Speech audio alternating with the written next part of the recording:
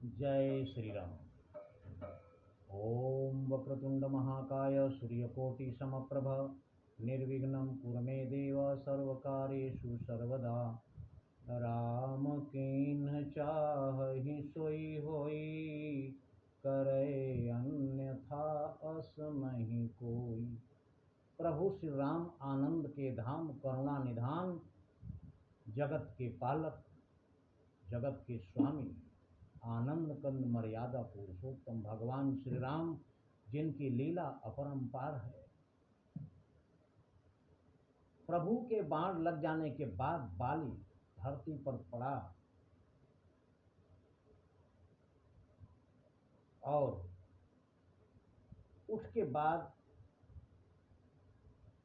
उठने के बाद बैठा हुआ और प्रभु से कह रहा है, प्रभु अगर हमसे दोस्ती किए होते पहले तो मैं सीता जी से पहले मिला दिया होता, दोस्ती बाद में हो। प्रभु कह रहे हैं कि हम नहीं जानते थे तुमको, तुम ऐसा है, तू इतना है। अब बातें कुछ हो जाने पर समझे हैं तुमको कितना है। जो कुछ इच्छा हो मांग बाल, बतलाओ तुम्हें हम क्या वर दें। यदि मरना नहीं चाहता हो तो कहो तुम्हें जिंदा कर दें। ये सुनकर बाली मुस्कुराया और कह रहा है कि प्रभु आप मुझे जिंदा इसलिए करना चाहते हैं क्या कि मैं आपको सीता जी से मिलवा दूंगा? ऐसा मैं अवसर आने नहीं दूंगा प्रभु, नहीं। मेरी एक बात समझ में नहीं आई, कृपया आप उसे बताएं। प्रभु ने कहा, क्या? तो बाली कहता है कि मैं बैरी सुग्रीव पियारा, अवगुण कौन नाथ मोहि मारा। मेरा अवगुण क्या है? आपने मुझे मारा किस अपराध के कारण? हम सुग्रीव हमारा भाई है, भाई भाई हैं हम दोनों। समदर्शी की नजरों में तो चाहिए एक ही सम दोनों। आप समदर्शी हैं और आपकी नजर में तो दोनों भाइयों का दर्जा बराबर होना चाहिए। तो सुग्रीव आपका मित्र हुआ और बाली आपका दुश्मन है। रघुकुल के नायक उत्तर दें, वध करने का क्या कारण है? आप ये बताएं कि वध करने का कारण क्या है। तब प्रभु कहते हैं कि अनुज बधु भगिनी सुत नारी, सुनु सठ कन्या समय चारी। सुनो मूर्ख आदमी, अनुज बधु छोटे भाई की पत्नी, भगिनी बहन, सुत नारी अपने पुत्र की बहू, सुनु सठ कन्या समय चारी और कन्या, ये चारों एक समान हैं। और इन चारों में से किसी की तरफ भी इन्हीं कुदृष्टि बिलो कई जोई, इन चारों में से किसी को भी कोई अगर बुरी नजर से देखता है, ताहि बधे कछु पाप न होई, उसको मारने से कोई पाप नहीं लगता। उस पापी का वध कर ही देना चाहिए। और तुम अपने छोटे भाई सुग्रीव की पत्नी को अपने घर में रखे हुए हो, ये अपराध है तुम्हारा। मूढ़ तो ही अतिशय अभिमाना, नारी सिखावन करसी न काना। मूर्ख, तुम्हें अपने आप पर इतना अहंकार कि तुमने अपनी पत्नी की सिखाई हुई बात भी नहीं सुनी। मम भुजबल आश्रित ते ही जानी, तुमको पता था कि सुग्रीव मेरे भुजबल के आश्रय पर है, मेरी भुजाओं की छत्र छाया में सुग्रीव है, उसके बाद भी मारा चहस अधम अभिमानी। तुम उसको मारना चाहते थे, अधम नीच कहीं के। प्रभु ने बहुत डांटा बाली। तब बाली मुस्कुरा कर कह रहा कि सुनहु नाथ स्वामी सन, चलन चातुरी मोर। प्रभु आप अवतार हैं, नारायण अवतार हैं, आपके सामने मेरी बुद्धिमानी, मेरी चतुराई क्या चलेगी? लेकिन एक बात का जवाब दीजिए प्रभु। प्रभु ने कहा क्या? बाली कहता है प्रभु अजहूं मैं पापी। मैं पापी था प्रभु, अब पापी नहीं हूं मैं ना। प्रभु ने कहा क्यों? बोले प्रभु अजहूं मैं पापी, अंत काल गति दोरी। जिसके मरते समय भगवान श्री राम उसके सामने खड़े हों, क्या वो अब भी पापी ही रह गया क्या? भगवान द्रवित हो गए। करुणा निधान है, दया सिंधु है।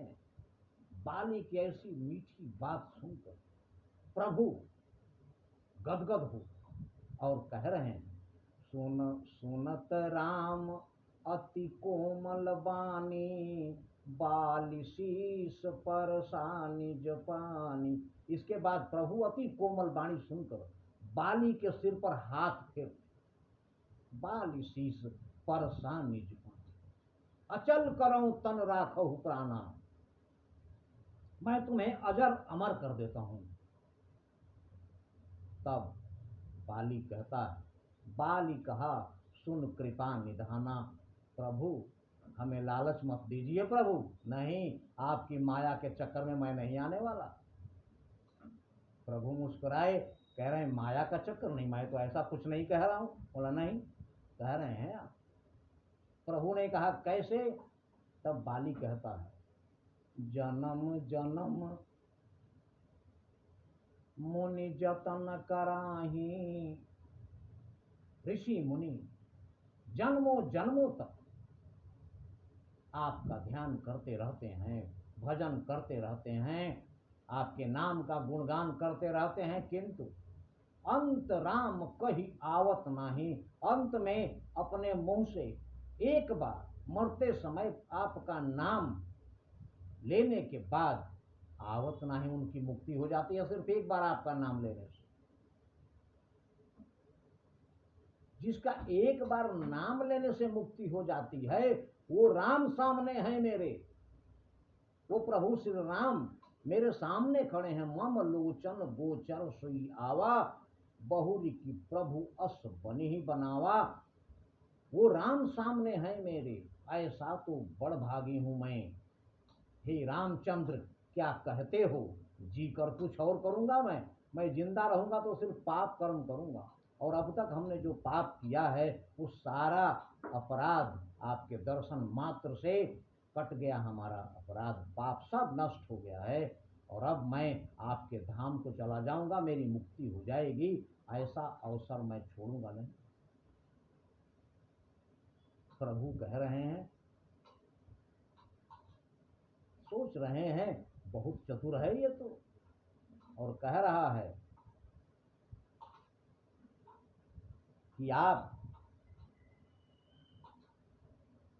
के सामने मरने का अवसर मैं कभी छोड़ूंगा नहीं।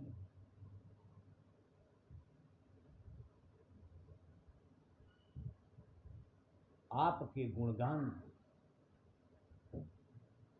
ऐसा कोई है जो आपका गुणगान करता हो उसकी मुक्ति होती हो, आपके गुणगान करने से। जो मैं पापी आदमी हूं उसकी मुक्ति आपके सामने हो रही है। और अस कवन सठ हठ काटि सुरतरु, बारी करे ही बबू रही। ऐसा कौन सा मूर्ख होगा जो कल्प वृक्ष को काट कर बबूल का पेड़ उगाएगा?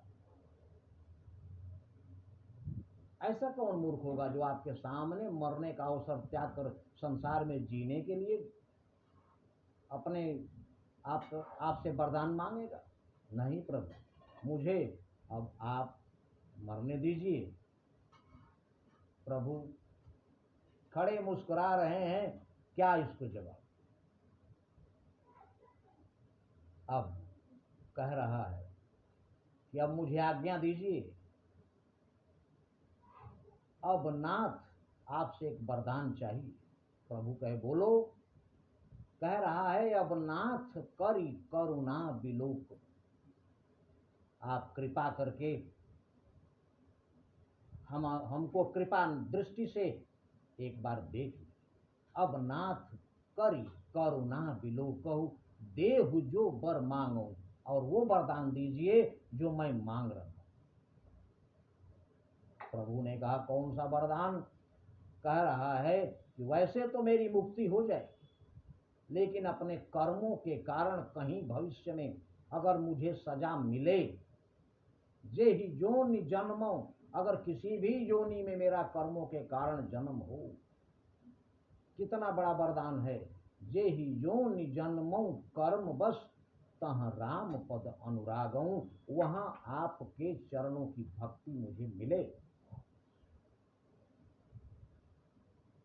प्रभु बोले तथास्तु। और कुछ? बोला बिल्कुल प्रभु। और बाली को मरता हुआ देखकर उसका पुत्र अंगद वहीं आया हुआ है। बाली सोचा कि मैंने सुग्रीव को जीवन भर कष्ट दिया है, मेरे मरने के बाद सुग्रीव हमारे पुत्र का वध कर सकता है, इसलिए प्रभु श्री राम से कहता है, कितना बड़ा राजनीतिज्ञ था बाली, कह रहा है, यह तनय मम सम विनय बल। प्रभु, ये मेरा पुत्र अंगद मेरे जैसा ही विनम्र भी है और शक्तिशाली भी है। यह तनय मम सम विनय बल, कल्याण प्रद प्रभु लीजिए, गहि बाह सुर नर नाह, अंगद दास आपन कीजिए। इसका हाथ पकड़कर प्रभु इसे अपना दास बना लीजिए।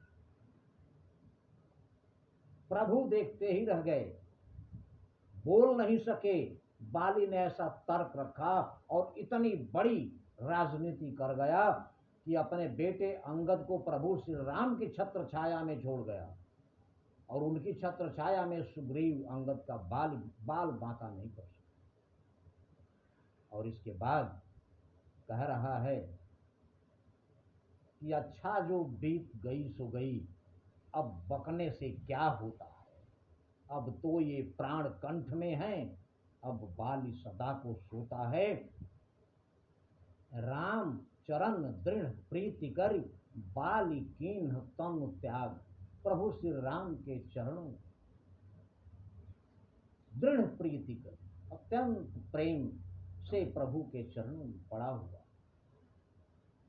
बाली कीन्ह तनु त्याग, बाली ने अपना शरीर त्याग दिया प्रभु के चरणों में प्रीति लगाकर।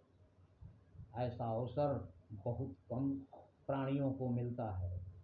जीवन भर अन्याय किया, पाप किया, उसके बाद मरते समय आनंद कंद मर्यादा पुरुषोत्तम भगवान श्री राम, जिसको साक्षात मुक्ति देने के लिए खड़े हों, जिनके नाम से ही मुक्ति मिल जाती है, वो राम सामने खड़े हैं उसके।